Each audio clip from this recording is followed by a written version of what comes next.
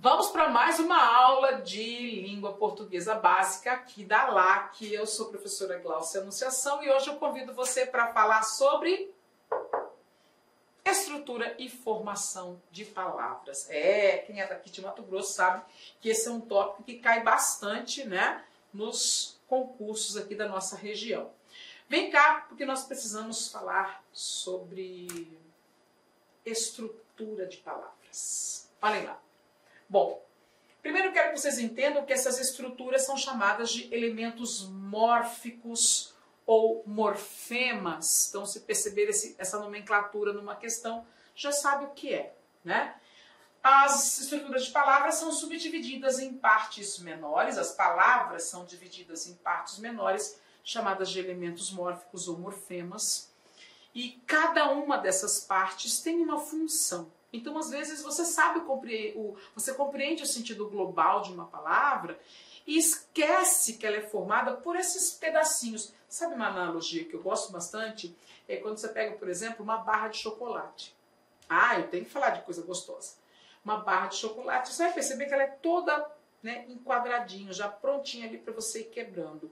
E os elementos mórficos são mais ou menos assim, né? Aqueles pedacinhos que vão formar o conjunto. Você quase nem vê que ele é formado por pedaços, mas eles estão ali. Muito bem, é possível quebrá-los. Olha um exemplo. Gatinho, gate maisinho. Infelizmente, infeliz mais mente. Viu? Veja que não é uma separação silábica. Não estou separando em sílabas, eu estou separando em elementos mórficos. Cada uma das partes da estrutura que me permite compreender o significado, o valor semântico da palavra, inclusive, e as suas possibilidades de flexão, caso ela tenha flexão, em gênero, em número e nas flexões verbais também. Então, vem cá.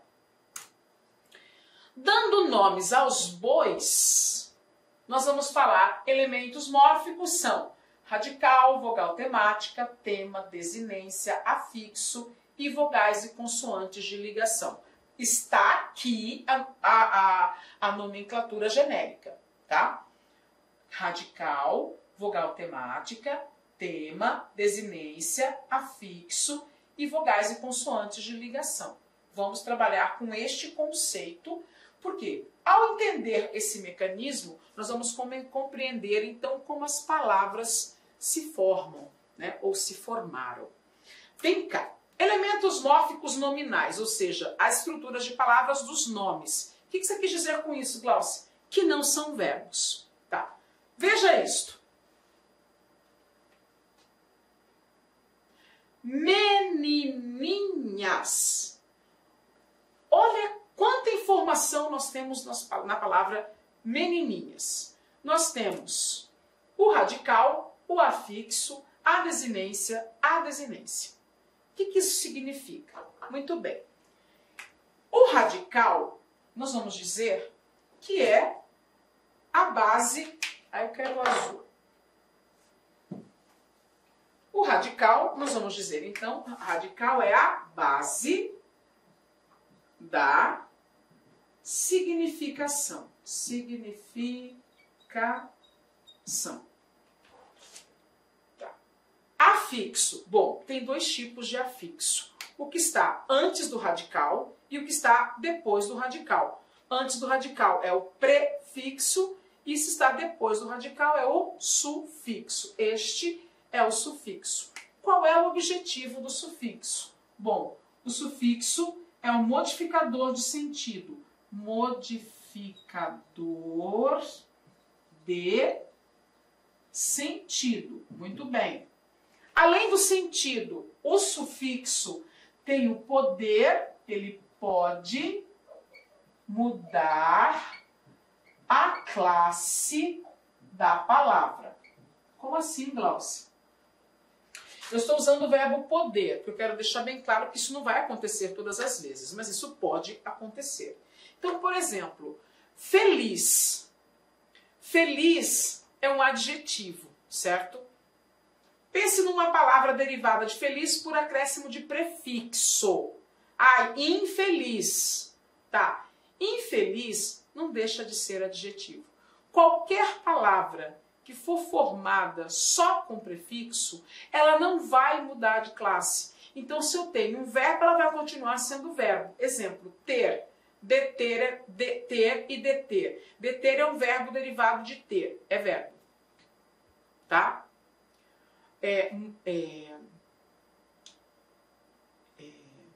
Legal. Ilegal. Opa! Legal é adjetivo, ilegal é adjetivo. Viu? Entendi. O modificador de classe, especificamente, é o sufixo. Tanto é que nós vamos encontrar sufixo formador de substantivo, sufixo formador de adjetivo, sufixo formador de verbo, sufixo formador de advérbio, viu? E nós não temos essa perspectiva em relação ao prefixo, tá? Então vejamos. Eu tenho o radical, que é a base da significação, o sufixo, que modifica sentido e pode modificar classe gramatical. Repare que menina é uma coisa, menininha é outra. Quem foi responsável pela mudança de sentido? O inho. Aqui eu deixei o A separado porque existe menininha e existe menininho. Então eu tenho a oposição de gênero entre o O e o A. Por isso, este A eu vou classificar de desinência nominal de gênero. É nominal porque a palavra não é verbo e é gênero por razões óbvias. Tá? E aquele S? Bom, o S, lembre-se disso, S é a marca do plural. Não é IS, EIS, é S. Tá? Depois a gente classifica o que estiver antes do S. Mas o S é a marca do plural. Menininha não é verbo, então eu tenho uma desinência nominal de número. Glaucia, qual é a marca do singular? Singular não tem marca na palavra. Então, se você precisar mostrar uma desinência de número, olha lá, plural, desinência de gênero feminino. Se eu precisar de uma desinência de gênero no singular, perdão, se eu precisar de uma desinência de número no singular, é só colocar o símbolo do conjunto vazio. Mas, para nós, isso é desnecessário. Ok? Já sabemos o que é radical, o que é sufixo, o que é desinência nominal de gênero e o que é desinência nominal de número. Certo? Então, vamos para uma outra circunstância. Se precisar, pause aqui porque eu vou apagar, tá?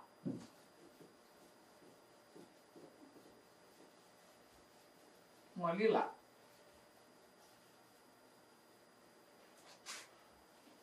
Outra possibilidade que temos está aqui. Oi. Des o quê? Desleal. Porta. O que nós temos aqui? Bom, desleal vem de leal. Leal é o radical da palavra. E aí eu tenho uma estrutura colocada antes do radical. Isso é o quê? Isso é um afixo. O afixo antes do radical é o prefixo. Tá, porta. Porta vem porte. Porta, portal, portinhola. Opa, P-O. Até o T é o radical. E o A? O A nós vamos chamar de vogal temática nominal.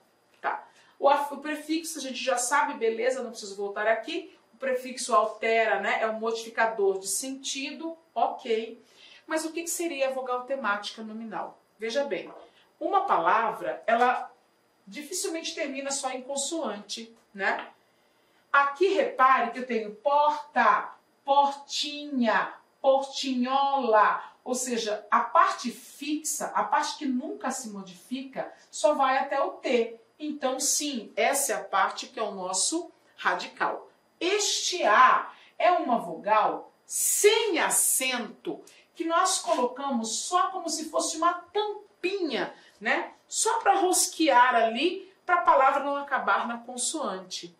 Porque aí, se eu precisar, eu posso desrosquear, tirar esse A para colocar um sufixo inha, por exemplo. Portinha, viu? O A foi tirado. Então, eu tenho uma vogal, tá? Ele é vogal. Ela é átona. Por que átona, Glaucia? Ela é fraca, ela não tem acento, ela não tem acento, ela é fraca. Ela é átona e ela apenas encerra o radical. Ela vai ficar depois do radical para fechar o sentido ali, né? Para segurar o sentido ali. E pode ser... Não vou puxar daqui, não. Vou puxar daqui. Só pode ser o A, o E ou o O. Então, na palavra carro, o O é uma vogal temática. Ah, mas não é uma desinência de gênero? Você falou no slide anterior que menininha, o A é desinência de gênero. Lógico. E menininha, o A se opõe ao O do masculino. De alguma forma, existe um contraste entre o masculino e o feminino da palavra. Então, eu tenho uma desinência de gênero. No caso de porta, se eu digo porto, eu não tenho o masculino de porta. Então, o A de porta não está associada a um par no masculino. Assim como o O de porto não é o masculino dessa outra palavra feminina. Assim como o A de colega não é indicativo de gênero. Ele é só a vogal que termina a palavra. Ok? Então, nós vamos chamar essa vogal de vogal temática. E como a palavra não é verbo, nós vamos chamar de vogal temática nominal. Ok? Agora já sabemos o que é prefixo, o que é vogal temática, né? Vogal temática só pode ser A, E ou O. Então, o E de leite, o E que encerra a palavra leite, é uma vogal temática, né? É um E, encerra um radical, é átono. Por que você está falando isso, Glaucia? Me lembrei de uma coisa. Café. A palavra café termina em E, mas essa vogal não poderá ser retirada. Você não consegue tirar o E de café. Por quê? Para falar que ela é só a tampinha da palavra. Qualquer palavra derivada de café vai ter esse E aqui. Ou E. Cafeína, cafeicultura, cafeicultor, cafezal, cafeteira. Olha lá, o E não sai. Por quê? Como ele é tônico na palavra primitiva, eu não consigo tirá-lo. Como ele é tônico na palavra primitiva, ele não é o encerramento do radical, ele faz parte do radical. Por isso que eu fiz questão de frisar este A como uma vogal átona, como uma vogal fraca. Tudo bem? Então, cuidado com isso. A mesma coisa vai acontecer com o I e o U. Olha lá, A, E, O. Na palavra saci, você não consegue tirar o I. Na palavra caju, você não consegue tirar o U. Cajuzinho. Olha lá, passei para o diminutivo e o U ficou. É diferente de portinha. Passa para o diminutivo, o A vai embora. Porque ele é a tampinha. Tudo bem? Tá. Flor. Plural de flor. Flores. Lembra que eu te falei que é o S que é a marca do plural?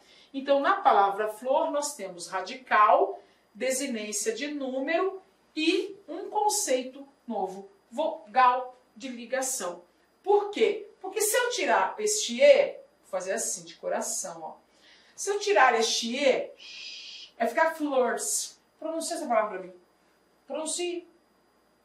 Flores. Olha que difícil falar, né? Então, para facilitar a pronúncia, colocou-se esta vogal. O único objetivo dela é melhorar a pronúncia, melhorar a eufonia. Então, ela não tem poder de um prefixo, de um sufixo. Ela não indica gênero, ela não indica número. Ela não foi colocada para encerrar a palavra. Ela é só uma vogal que foi colocada para melhorar a dicção, para melhorar a pronúncia, perdão. Então, olha aqui, eu vou chamar de vogal de ligação. Ela é desprovida daquela carga semântica que os outros têm. A importância é secundária aqui, tá? Café. Café mais eira.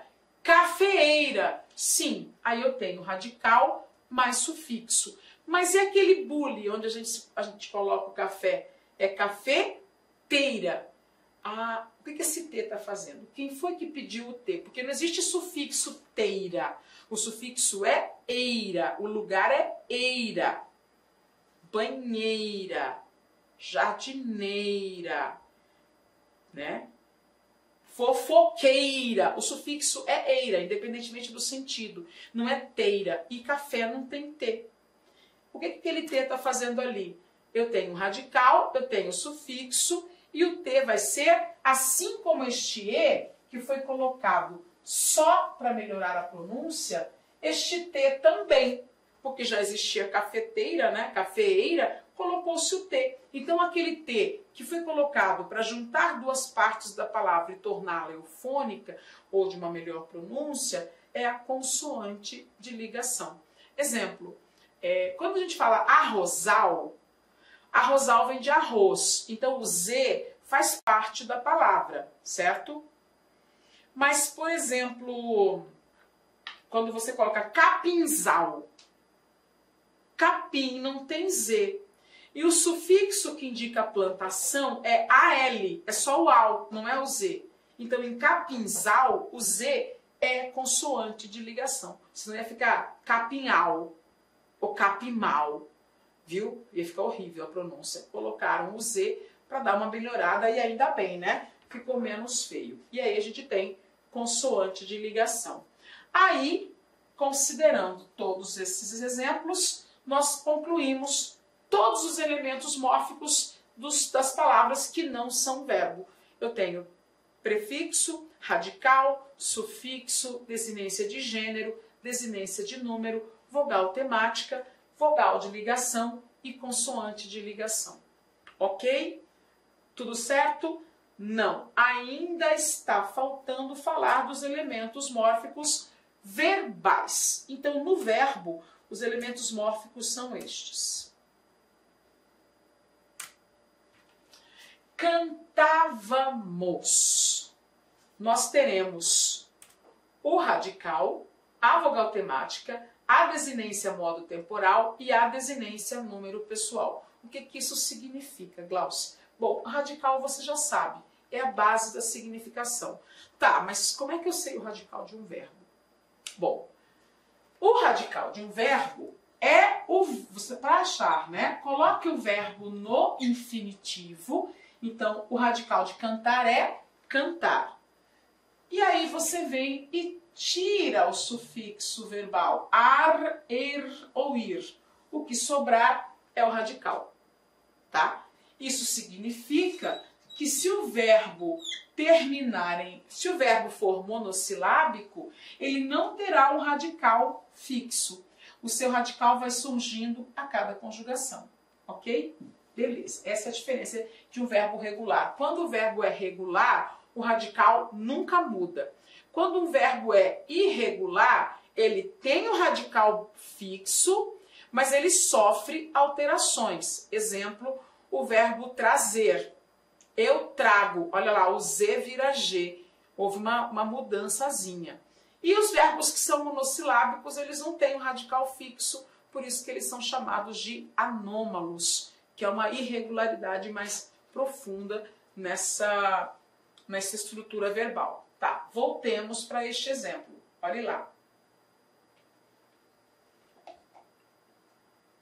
Radical do verbo, né? A base da significação do verbo. Nós pegamos o AR, tiramos, achamos o radical. Tá. Vogal temática verbal. Aí a pegada é um pouco diferente da vogal temática nominal. Por quê? Porque é o seguinte, a vogal temática verbal depende da formação do verbo no infinitivo. Então, são 3 conjugações, né? Ar, e ir. Por causa dessas 3 conjugações, nós vamos dizer que as vogais temáticas dos verbos só podem ser a, e i. E no nome vai ser a, e o. Porque lá no nome não tem nada a ver com conjugação, tem a ver com acento. Aqui não, aqui tem a ver com a conjugação a, e, ir. Tá. Então, se logo após o radical aparecer a mesma vogal que aparece no verbo no infinitivo, essa vogal vai ser a vogal temática verbal. Então, se eu falo assim, ame. Ame é do verbo amar. A vogal temática do verbo amar tem que ser A. E aqui aparece um E. Significa o quê? Isto não é a vogal temática, ok? Então, o que vai acontecer aqui? Olhem lá. A vogal que aparece logo após o radical é a mesma vogal que está aqui no verbo no infinitivo. Beleza, é a vogal temática, tá? Se aqui aparecer cantou, já acabou, não tem vogal temática e tá tudo bem. Aí, logo após a vogal temática, aparece uma estrutura, tá? Veja que por causa desta estrutura, eu entendo que o verbo está conjugado no passado, no pretérito perfeito, imperfeito do indicativo. Então, essa percepção de presente, passado, futuro, indicativo, subjuntivo, imperativo, nós vamos chamar de desinência modo temporal. Eu tenho presente, passado, que é o pretérito, futuro, indicativo, subjuntivo, imperativo. Essa desinência vai indicar isso para nós, tá? Depois dessa desinência, a próxima vai indicar em que pessoa, primeira, segunda ou terceira, singular ou plural. Então, MOS é a pessoa nós. Indica que o verbo está conjugado na pessoa nós. E a pessoa nós é a primeira pessoa do plural. Então, MOS é a desinência número, singular ou plural, pessoal. Primeira, segunda ou terceira. Viu? E aí nós temos toda a estrutura do verbo. Elas são obrigatórias? Não. Não são. Eu não preciso ter todas obrigatoriamente, né? Eu não preciso ter todas. Eu posso ter radical e vogal temática. Eu posso ter radical e desinência modo temporal. Eu posso ter radical, vogal temática e desinência número pessoal. Então, a ordem é essa. Ah, não tem vogal temática, então o próximo pode ser desinência modo temporal. Não tem, Glaucio. Ah, então o próximo é, viu? Eu sigo essa ordem, mas não obrigatoriamente em todos os casos. Ok? Aprendemos, conhecemos os elementos mórficos dos verbos. Além destes, os verbos podem ter prefixo e sufixo. Então, por exemplo, o verbo escravizar, ele tem sufixo, ele tem radical, ele tem sufixo, viu? Então, o importante aqui é nós conhecermos a nomenclatura, ok? Aí, falta um último conceito, eu quero mostrar a você o que é tema. Tema é a soma, principalmente no verbo, né, do radical com a vogal temática. Então, o tema de cantávamos é canta, ok? Vou até colocar aqui para nós, ó. O tema canta, radical mais vogal temática. Tudo bem? Eba! Aqui é uma matéria tranquila. Eu preciso conversar com você sobre palavras cognatas.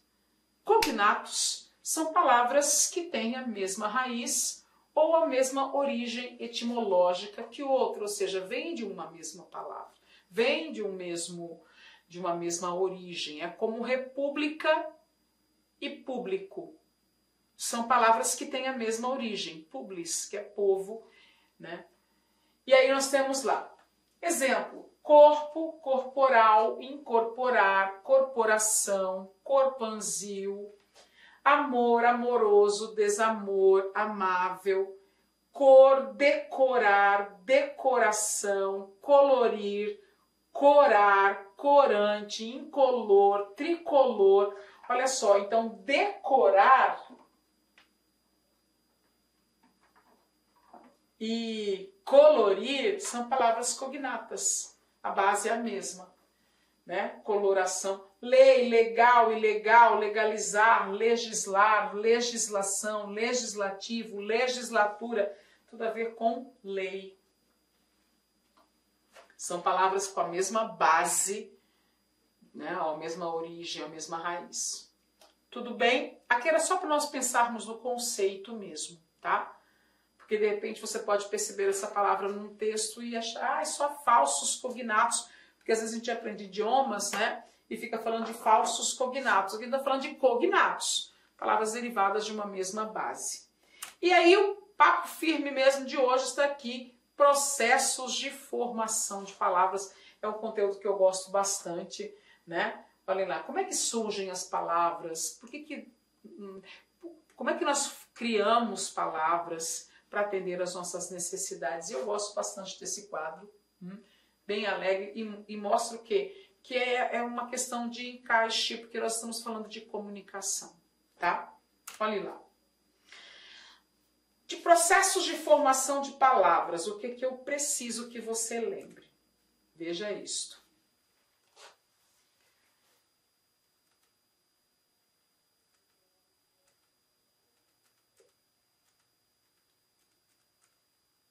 Olhe lá. Composição. Composição é um processo... aqui foi uma brincadeira minha, tá? Da formação. Veja isto. Palavras formadas por composição são palavras que têm 2 ou mais radicais, formando uma palavra que nós vamos chamar de palavra composta. Bom, existem 2 processos de composição. O primeiro deles chama-se composição por justaposição. O que vai acontecer aqui na justaposição? Nós vamos formar palavras a partir de radicais que se juntam sem perdas. Exemplo, couve-flor. Você vê a palavra couve inteirinha e a palavra flor também. Ou seja, não houve perda fonética, a palavra couve não perdeu fonema, a palavra flor não perdeu fonema. Girassol, você pega o verbo girar conjugado, mais a palavra sol. Ah, mas teve que duplicar o S. Sim, houve ganho, mas não houve perda. Viram? Houve ganho, mas não houve perda. Então eu tenho 2 palavras que juntaram 2 outras palavras para conseguir formá-las. Então eu tenho uma composição, porque as palavras são compostas, e justaposição, porque elas simplesmente ficaram lado a lado, sem perda. A própria palavra justaposição é formada por justaposição, por exemplo. Ok? Então aqui nós vimos a composição por justaposição. Guardanapo, napo é nariz, né? Então guardanapo é uma palavra formada por justaposição. Guarda-roupa é uma palavra formada por justaposição.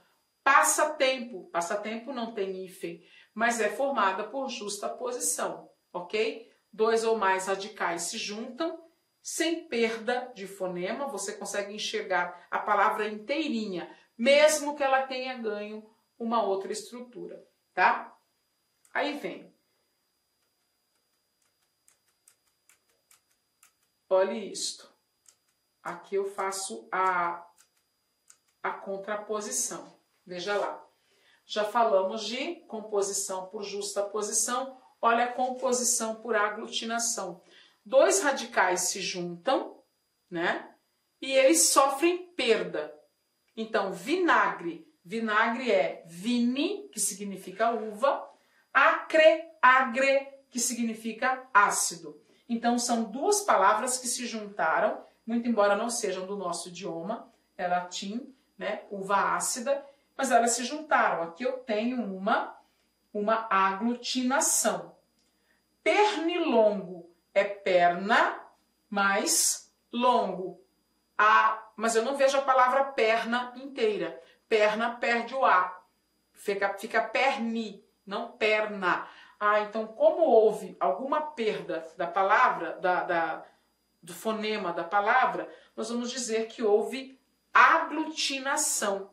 Lembra o fenômeno da crase? A crase é uma espécie de aglutinação. São 2 vogais e se juntam, uma sai perdendo. Viu? Então, na aglutinação ocorrem perdas de fonemas e na justaposição, não. Glaucia, ainda não entendi. Então, vem cá. Lobo-guará. Guará é vermelho. Lobo mais guará. Eu vejo a palavra lobo inteirinha e a palavra guará inteirinha. Então, as duas palavras só ficaram lado a lado. Uma justaposição. Agora, veja isto. Lobo, né? Nós temos um lobo, L-O-B-O, e aí nós temos um homem. Nós temos aqui a figura de Benício del Toro, o ator, né? Então, eu vejo a palavra lobo inteira, depois eu vejo a palavra homem inteira. E a hora que eu junto as duas, tcharam! Lobisomem! Você tem medo de lobisomem? Lobisomem!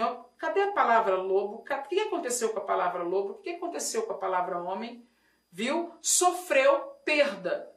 A palavra lobo sofre perda, né? E aí o que acontece? A palavra homem vai perder o H, mas perder o H não faz diferença nenhuma, porque o H é só um enfeite, tá? Agora lobo perde o O. Fica is, ganha o I e o S, né? Então, mas houve perda da palavra lobo. Aglutinação, por conta dessa perda, ok? Recapitulando, existem no processo de formação chamado composição, dois ou mais radicais se juntam para formar uma nova palavra, uma outra palavra. Sim, se essa junção ocorre sem que essas palavras percam seus fonemas, eu tenho uma justaposição. Eita, o sono está chegando. É uma justaposição. Agora, se essas palavras se juntam, havendo perda de fonema, nem que seja uma letrinha só, um sonzinho de uma letrinha só, aí ela deixa de ser uma justaposição e passa a ser uma palavra formada por aglutinação. Não se esqueça, tá? Então, por exemplo, existe uma palavra, me lembrei agora, que seria interessante para vocês fixarem. Hidroelétrica está correto. Hidrelétrica está correto também. Então, hidroelétrica é hidro mais elétrica, hidro está inteira, elétrica está inteira. Então, o que aconteceu ali? Uma justaposição. Mas hidrelétrica, que também é certo, né, eu posso usar sem problema algum, né, a palavra hidro perde o O para se juntar à palavra elétrica. Ah, então só o fato de hidro ter perdido o O já é significativo de aglutinação. Tudo bem? Essas duas palavras vão ajudar você a lembrar a diferença entre composição por aglutinação e composição por justaposição. Lembrando que a própria palavra justaposição, é toda junta, ela é formada por justaposição. Nada mais justo. Trocadilhos à parte. Bom, agora nós vamos falar de um outro processo chamado derivação, né? E a derivação é um processo, meus queridos, em que nós precisamos avaliar isto aqui. Um radical, a justaposição, a derivação, ela é um processo que forma palavras a partir de um só radical. E, diferentemente do processo da aglutinação, do processo de composição, que só tem dois processos, aglutinação e justaposição, a derivação tem 6 processos diferentes colocados aqui. Nós temos derivação prefixal, derivação sufixal, derivação prefixal e sufixal, derivação parassintética, derivação regressiva e derivação imprópria. Reparem, cada um, isso aqui é um processo com uma formação de palavra diferente da outra. Não há como confundi-los, tudo bem? Então, vejamos. Nós vamos formar palavras derivadas. Então, é um só radical. Palavra composta tem 2 ou mais radicais, tá? Desculpe estar sendo repetitiva, mas é para você firmar bem esse conceito. Temos aqui. Derivação prefixal. Eu tenho um radical que recebe um prefixo. E só. Exemplo, desleal, que vem do radical leal, intrometido, que é metido mais o intro ali, prever, que é o verbo ver, que recebe o prefixo. Derivação prefixal. Derivação sufixal. O radical recebe o afixo depois dele, né? O sufixo. Exemplo, leal, lealdade. Osso, ósseo. Escravo, escravizar. Olha lá, eu coloco uma estrutura mórfica, um elemento mórfico, depois do radical e pronto. Derivação sufixal. São processos facílimos. Derivação prefixal e sufixal significa que houve uma derivação prefixal depois de uma derivação prefixal, né? Ou o contrário, houve uma derivação prefixal após a derivação sufixal. Olha isso. Deslealdade. O radical leal que tem... Inicialmente eu peço licença para vocês, pois interrompi os seus estudos, mas olha só, essa videoaula é uma videoaula demonstrativa do nosso site Lá Concursos, da nossa professora Glauci de língua portuguesa. E tem um convite especial para você. Você quer continuar assistindo essa videoaula até o final? Você quer ter o material de apoio? Mais ainda, você quer ter todo o conteúdo produzido, inclusive nós temos aí alguns módulos ministrados presencialmente pela professora Glauci. Então clique aqui embaixo, faça a sua matrícula. Nós estamos disponibilizando essa super isolada da professora Glauci. Você vai ter acesso aí a 1 ano de conteúdo e todo o material produzido por ela estará nessa isolada aqui da Lá Concursos. Então vem comigo, vamos lá, vamos estudar. Pode ter certeza que as suas dificuldades de língua portuguesa e interpretação de textos serão sanadas. Professora top de linha. Valeu!